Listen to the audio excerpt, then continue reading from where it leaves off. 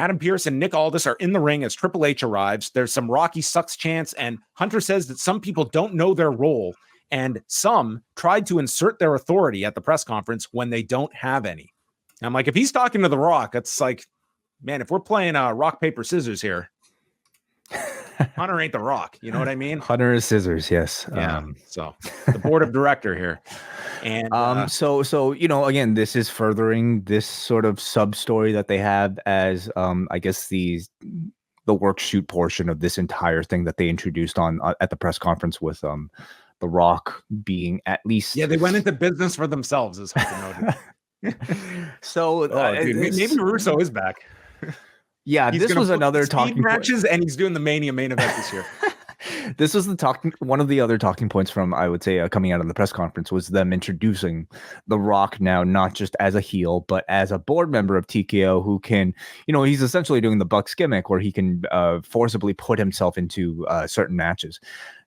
I didn't really feel like it came out other than like through the commentary desk on the kickoff panel, and maybe through some of the interaction between Hunter and The Rock. You didn't get it in the highlight package. The highlight package tonight was very interesting to pay attention to, just to kind of, tell you what interpretation that they want you to get coming out of the kickoff. And it didn't seem to really indicate anything about The Rock like being a TKO exec, but Hunter's lines here obviously do. So let's see how they play this one out. And he ended it by stating that when it comes to the authority, all the answers come from one person, and that's me. So remember that at the next press conference.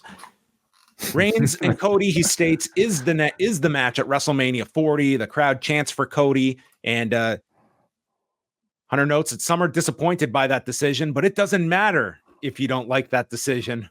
Welcome to the road to WrestleMania. I mean, man, this guy just cribbing The Rock here was not that smooth. So, I mean, there are so many different ways. This is very interesting to talk about, and there are different ways to interpret it, of course. I mean, as you mentioned, John, we're not getting The Rock versus Triple H in any capacity. We might be getting like a Battle of the Billionaires type of situation where maybe neither wrestles and just, has a, I don't know, they're sort of... Hunter hasn't reached the B level yet. Their avatars wrestle on their behalf. I don't know. But there is a way that they can use this level of interest to spin into whatever story that they're trying to tell with Cody, with Roman Reigns. Are those their avatars? I mean, is Cody, the Umaga to, I guess, Paul Levesque's Lashley? Okay. So who's Trump in this scenario? The Rock, unfortunately, and Roman would be Bobby Lashley, I guess. Okay. I don't know, but you don't sound interested at all in this aspect of the story.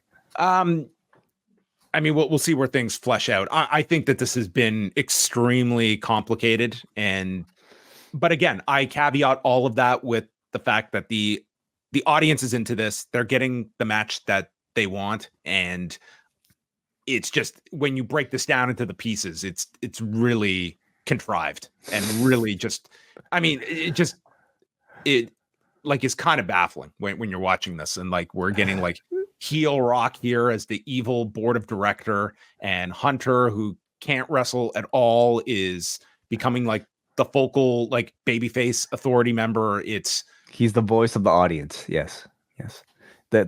Our hero who's responsible for confirming The Rock versus Roman Reigns.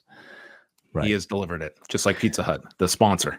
Again, I mean, I'm very confident in saying this. None of this was the plan, a week or 2 weeks ago.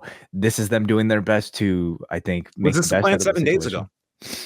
I don't think so. Not in my opinion.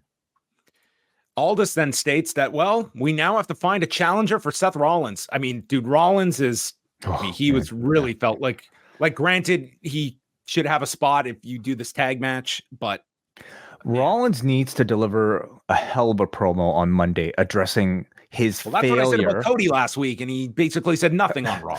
Yeah, basically. There's a lot of promos we need to get. There's a lot of explanations. I mean, Seth still has a chance. Okay, we have to expect Seth to answer for his utter complete failure to convince Cody Rhodes of seeing his championship as worthy enough to the loser for bracket, as they called it.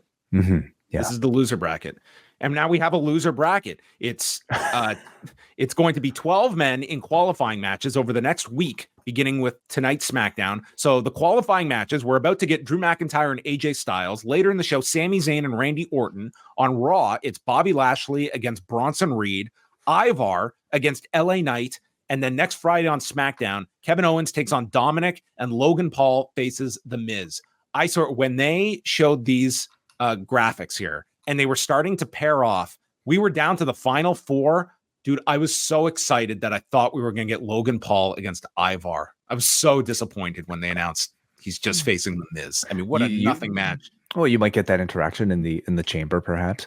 We might, but I was really looking forward to this one. But yeah. So I look at just the changes here. This show we know was going to be Dominic against Brock Lesnar.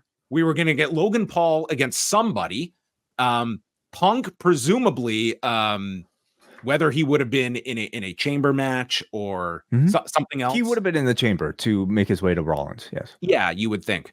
Yeah. So, I mean, just look at all the changes here to this card that we have seen. And that's the Brock Lesnar aspect to all of this has kind of just been overlooked. The fact that, I mean, he's gone and it's created this big hole as well. This was going to be Gunther's Mania program. And, he's out of the mix too. So it's it's the Punk injury. It's Brock being gone. It's the Brock role on this show and even at Mania is probably a lot more easily replaceable just because he's always kind of sequestered and doing his own thing. But Punk is so tied to Rollins and who's so tied to the entire ecosystem of, your baby faces. So now there's a domino effect. There's a Dominic effect where now you have to take those loose pieces and refigure them. Gunther needs a whole new direction as well. Which could be just completely filled by Braun Breaker. We don't really know yet at this point. He's there, yeah, as someone that you could go. And we do know we're getting Gunther and Jey Uso in some form or fashion right for the next while too. Yes. I also wanted to say, so does this mean Seth will not be involved at all with Cody, The Rock, and Roman Reigns for Mania? Well, I'm thinking that we're probably getting the tag match on the first night. They have made it clear Rock is wrestling at WrestleMania. So I think that is, I mean, that's what you were led to believe. That's what I feel today. I mean, by 3 weeks from now, it could be The Rock against Ivar. So that means you would do the winner of the Chamber versus Rollins on the second night, along with Cody versus Roman. Title matches the second night. Now, is that you do have 4 championship matches? So in that sense, I guess it's not such a big loss, but it's unlike them to put both men's championship matches on the same night. It is, but I mean, you have got The Rock. Yeah, I mean. Rollins should be in that match if you are doing a tag. I mean, unless you want to really downgrade. Yeah.